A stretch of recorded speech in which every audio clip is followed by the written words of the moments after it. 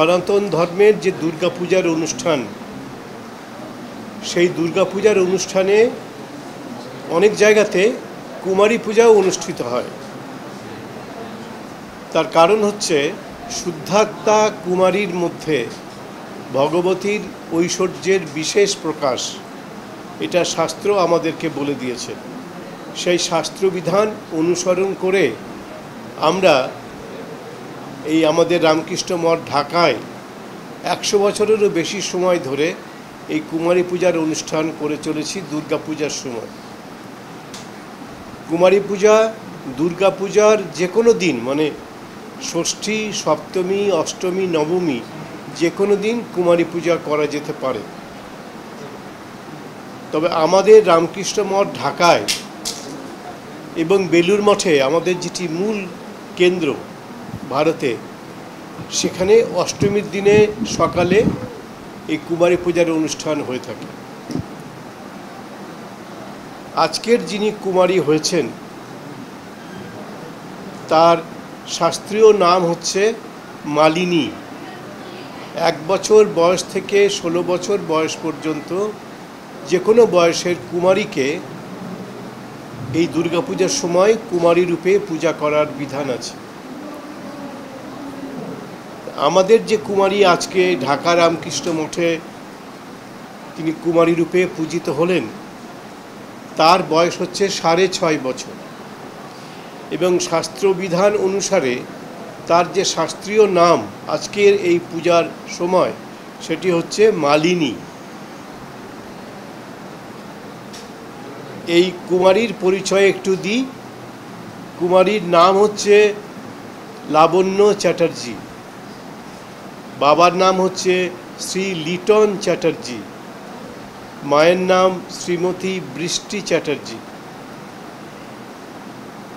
লাবণ্য অর্থাৎ আজকের আমাদের কুমারী সে সরকারি প্রাথমিক বিদ্যালয় সন্ন্যাসীতলা নীলফামারীতে সে পড়াশুনো করে প্রথম শ্রেণীতে।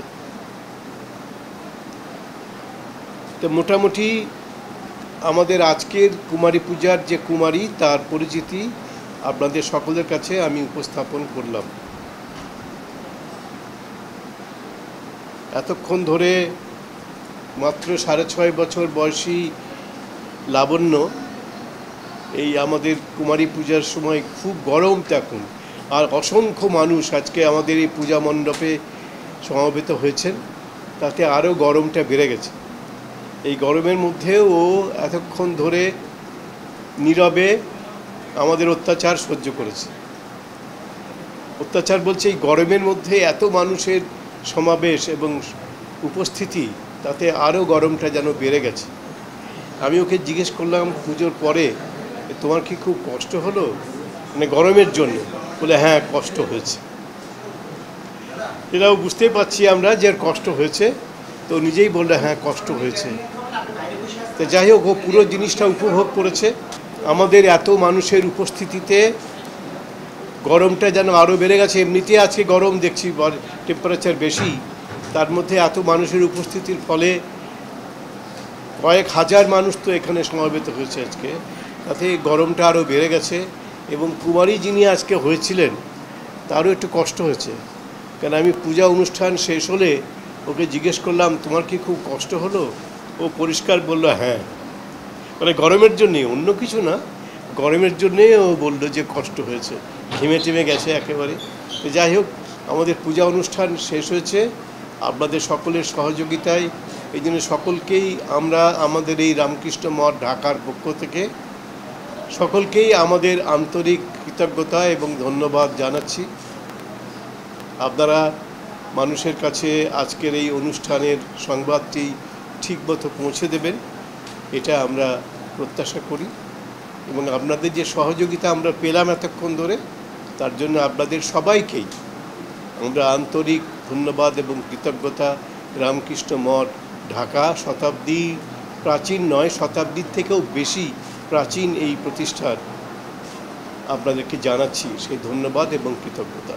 সবাই ভালো থাকবেন, শারদীয়া উৎসব উপভোগ করবেন, সপরিবারে সবান্ধবে সবাই ভালো থাকবেন, এটাই আমার মা দুর্গার কাছে এবং আজকের কুমারী মায়ের কাছে অন্তরের প্রার্থনা।